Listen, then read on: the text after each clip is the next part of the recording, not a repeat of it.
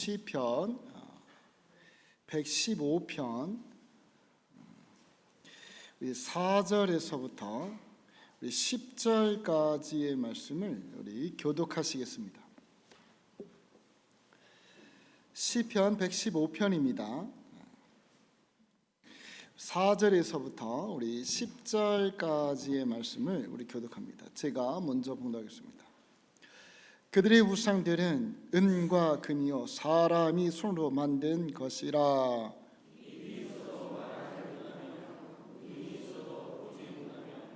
귀가 있어도 듣지 못하며 코가 있어도 냄새 맡지 못하며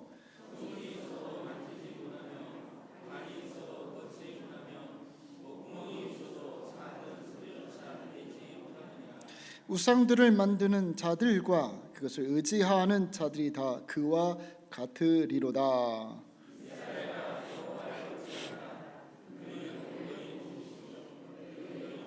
같이 읽겠습니다. 아론의 집이여 여호와를 의지하라. 그는 너희의 도움이시요 너희의 방패시로다. 아멘. 우리 함께 봉독한 말씀에 여러분 은혜가 되시기를 소망합니다. 우리 옆에 분과 할렐루야로 인사하겠습니다. 할렐루야. 할렐루야. 반갑습니다. 할렐루야. 우리 오늘 함께 나누고자 하는 말씀은 이 공과 21관대 우상을 경계하는 참된 예배라고 하는 말씀으로 우리 함께 나누고자 합니다. 우리 신앙생활 가운데 속에서 우상을 철저히 배격하고 성도는 하나님을 예배하는 일에 진심이어야 된다. 참된 예배에 집중된 그런 신앙생활을 해야 된다는 거예요. 여러분 그렇게 되시기를 소망합니다. 아멘. 자, 그렇다면 오늘 말씀을 통하여서 우리가 철저하게 경계해야 되는 그 우상은 어떤 모습인가라고 하는 것을 우리에게 보여주고 있는데, 여러분 우상은 어떤 모습일까? 우리 4절의 말씀을 먼저 우리 읽어보겠습니다. 우리 4절 읽겠습니다. 그들의 우상들은 은과 금이요 사람이 손으로 만든 것이라. 아멘. 그렇습니다. 우상은 누가 만든 것이라고요? 사람이 만든 것.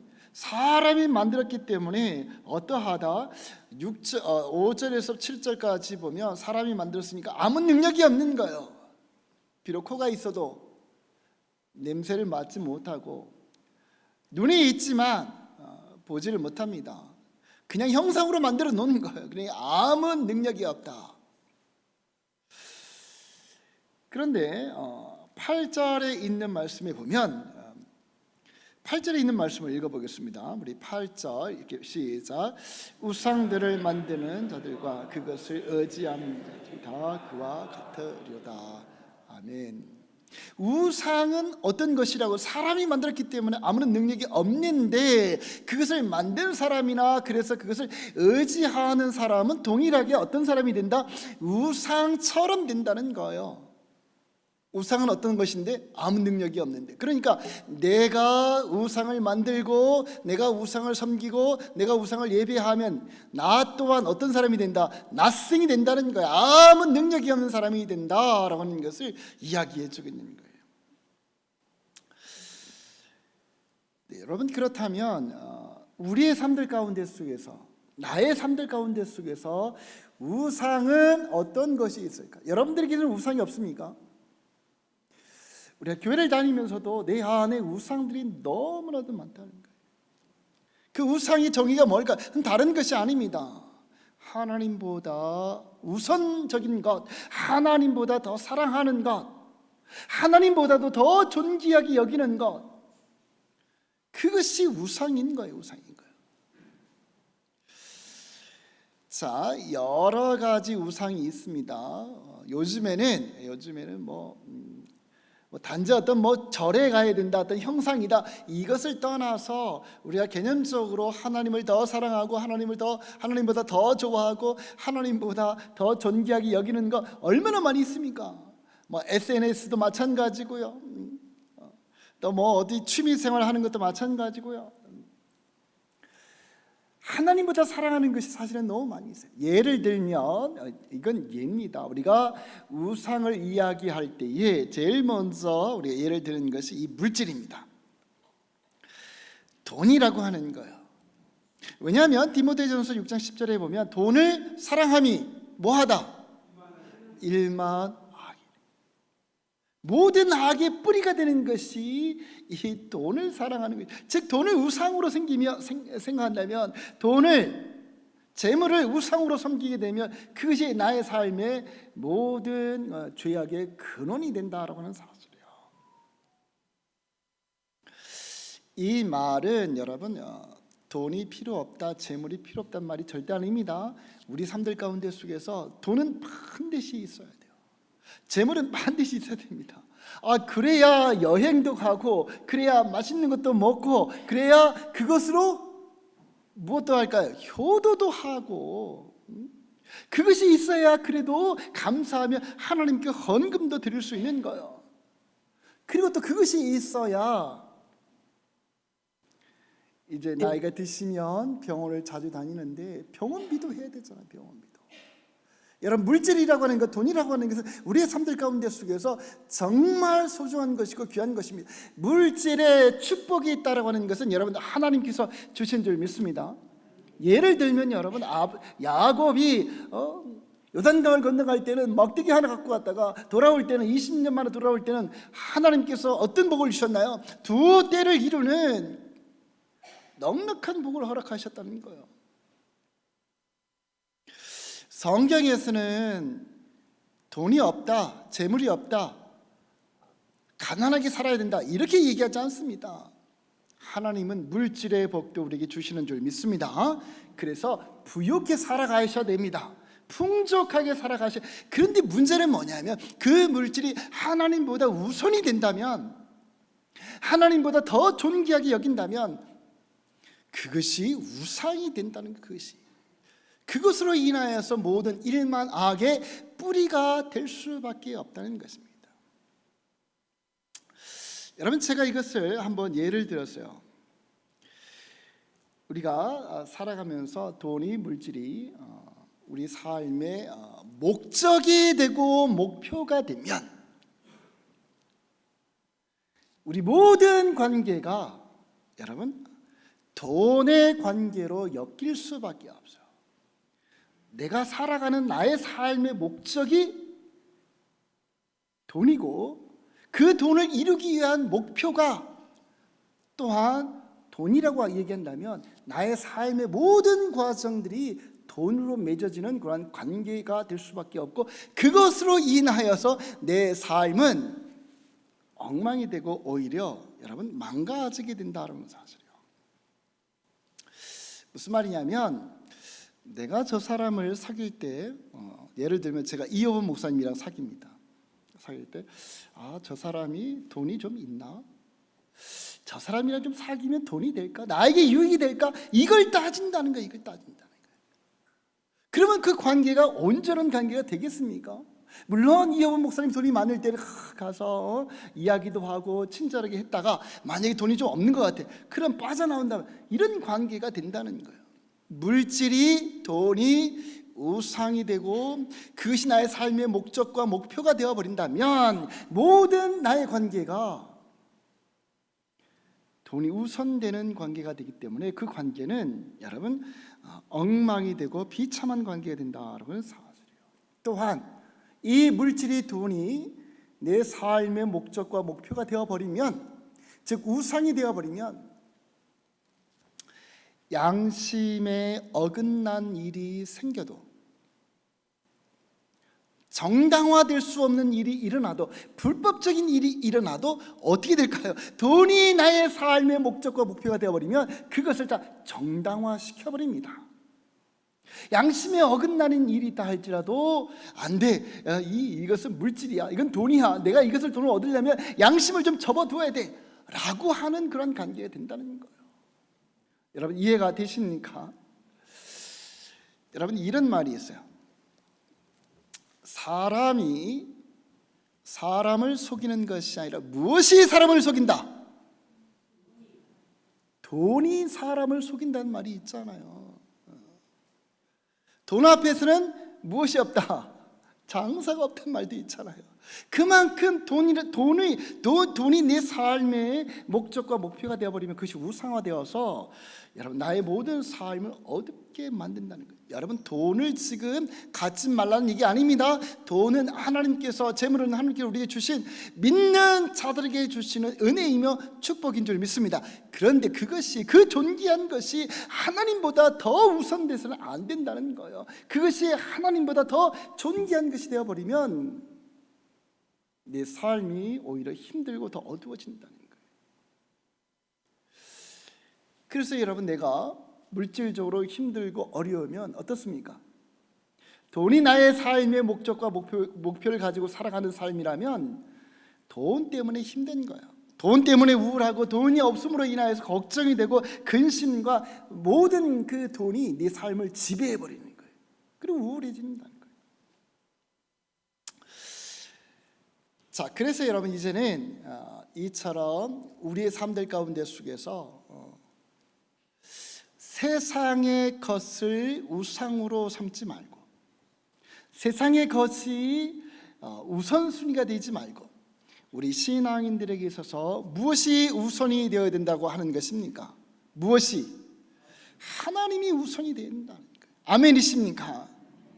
하나님을 의지하는 것이 우리 삶의 목표가 되어야 되며 목적이 된다는 거예요. 예배하는 것이 여러분 우리의 삶의 진정한 그런 우선이 될 수 있는 그런 저와 여러분 되시길 소망합니다. 아멘. 자, 그러면 여러분, 왜 우리는 하나님을 먼저 우리의 삶의 여러분 우선순위해야 되며 내가 나의 삶들 가운데 속에서 예배하고 하나님을 의지하는 것이 제일 우선이 되어야 될까요? 왜 그래야 되는 거예요? 그 이유가 여기에 있어요. 우리 9절과 10절에 있는 말씀을 우리 같이 한번 읽어보겠습니다. 우리 9절과 10절 읽겠습니다. 이스라엘아, 여호와를 의지하라. 그는 너의 도움이시요 너의 방패시로다. 여호와를 의지하라. 그는 너의 도움이시요 너의 방패시로다. 아멘. 하나님이 어떤 분이시라고요? 하나님은 도움이 되시며 방패가 되어주다. 아멘이십니까? 우상은 어떻습니까?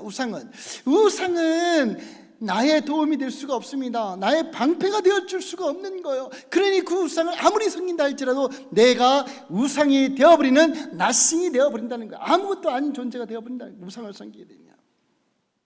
여러분, 나의 참된 도움이 되시며 나의 진정한 방패 되시는 예수님을, 하나님을 진정으로 여러분 섬기며 예배할 수 있는 그러한 저와 여러분 되시길 소망합니다.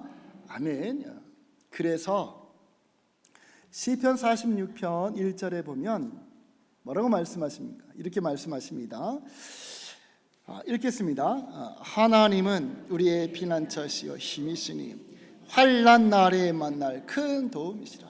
내가 힘들고 고통스럽고 외롭고 아플 때 나의 고난과 나의 환난을 거기에서 건져주시며 도움을 주실 분은 세상의 우상에 있는 것이 아니라 어디에 있습니까?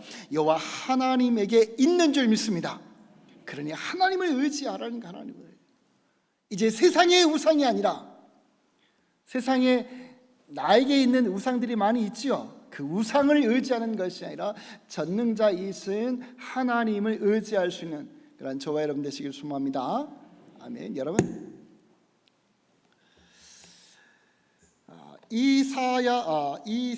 엘리사 선지자 때에 이 북이스라엘에 여호람 왕이 있었습니다. 약 BC 848년경인데 이 사이에 이 여호람 왕 때에 아람의 군대가 쳐들어왔어요.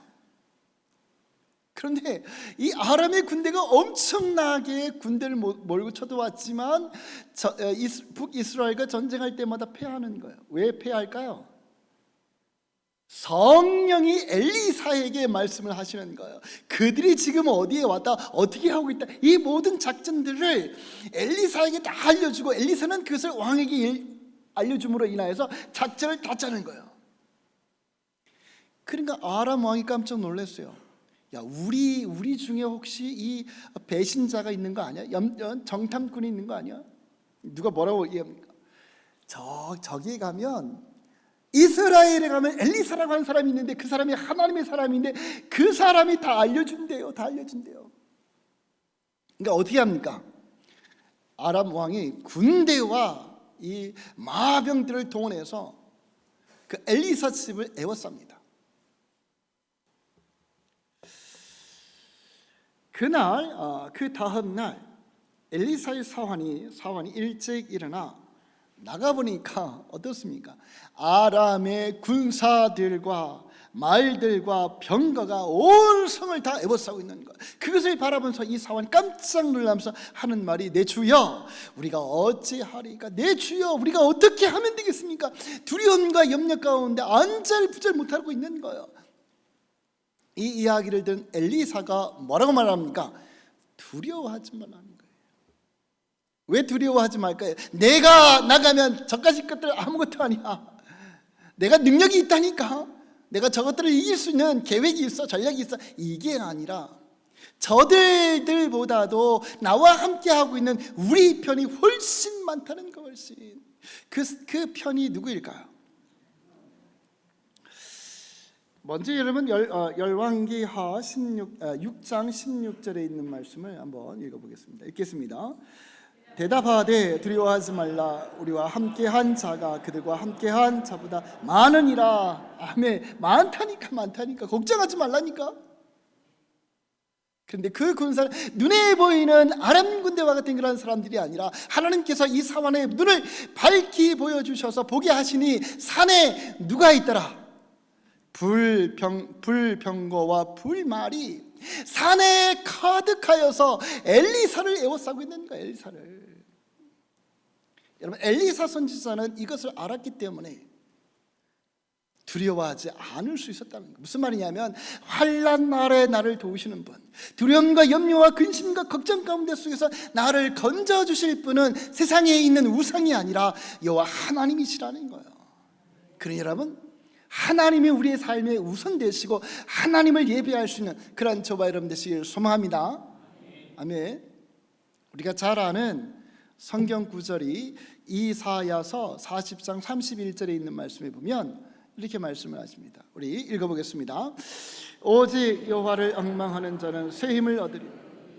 독수리가 날개 쓰며 올라감 같을 것이요 다른 박질하여도 곤비하지 아니하겠고 걸어가도 피곤하지 아니하리로다.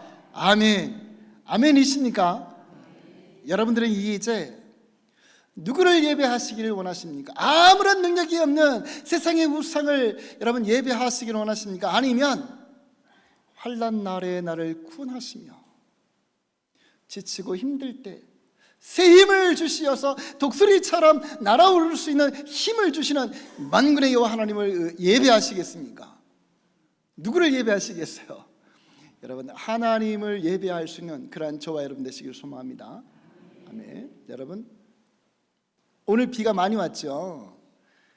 여러분, 예를 들면 겨울과 봄에 가물어서 비가 내리지 아니하여서 아주 바싹 마른 화분이 하나 있었어요. 이렇게 바싹 마른 이 화분은 주인이 이 물 한 주전자 부어준다고 해서 다시 일어날 수가 없어요. 그렇지만 비록 다 말라버리고 죽은 것처럼 보이지만 오늘처럼 이렇게 흡족한 비가 하늘에서 대지에 내려서 대지를 적시면 우리 눈에 죽어 보이는 그 화초도 다시 일어나는 거예요. 그렇죠? 다시 일어납니다. 다시 살아나는 거예요. 여러분, 마찬가지로 세상에서 지치고 상처받아 바싹 말라버린 내 영혼을 일깨우고 새로운 힘을 주고 나의 고단한 인생길 가운데 속에서 참된 쉼을 주는 것은 여러분, 하나님의 은혜의 담비가 내 영혼에 내려야 되는 거예요. 아멘이십니까? 상처받고 고통 가운데 살아가는 힘든 인생길 가운데 속에서 다시 내가 새 힘을 얻어서 독수리처럼 날아오르기 위해서는 여러분 하나님을 앙망해야 되며 하나님께서 주시는 성령의 담비가 내 영혼을 충분히 적셔야 되는 거예요. 오늘 비처럼 적셔야 돼요. 그럴 때 다시 일어나는 거예요. 여러분 이 성령의 담비는 무엇을 통해서 우리가 얻을 수 있을까요? 성령의 이 담비는 어디에 임할까요? 그것이 바로 예배의 현장에 임한다는 거예요. 예배의 현장. 아멘이십니까? 오늘 우리 찬양하면서 얼마나 은혜가 있습니까? 은혜가 있는 줄 믿습니다. 찬양 우리 수요 찬양팀 아주 은혜가 있는 줄 믿습니다. 아멘. 이 은혜가 어디에서 임하겠습니까? 예배 현장에 임해. 예배 현장에. 그래서 뭐라고 말씀하시는 오늘 제목에 세상의 우상을 깨트려 버리고 세상의 우상을 경계해 버리고 하나님을 예배하는 일에 진심이어야 된다는 거예요. 그럴 때 여러분 세상을 이길 수 있는 힘을 여러분 얻을 수 있는 줄 믿습니다. 여러분 한 주간 살아가시면서 또 내일도 여러분 세상 가운데 살아가시면서 세상의 우상에 쩔쩔매어 살아가지 마시고 우리는 누구이다? 하나님의 백성으로서 하나님을 예배함으로 말미암아 하나님께서 주시는 성령의 담비를 충분히 받아 세상을 넉넉히 이겨내는 하나님의 백성들로 살아가시기를 주님의 이름으로 축복합니다. 아멘. 우리 기도하시겠습니다. 아버지 하나님, 여호와를 앙망하는 자들에게는 새 힘을 주신다고 했습니다.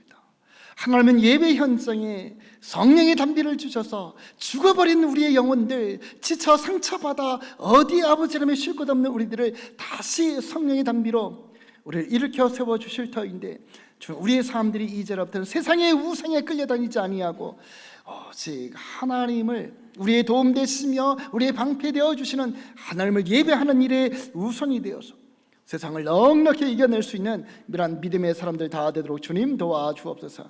오늘 이 예배 현장에 주님 성령의 담비가 가득하여서 돌아가는 발걸음들이 힘들고 지치고 아버지 하나님 괴로운 발걸음이 되지 아니하고 기쁨과 찬양의 발걸음 될 수 있도록 주님 도와주옵소서.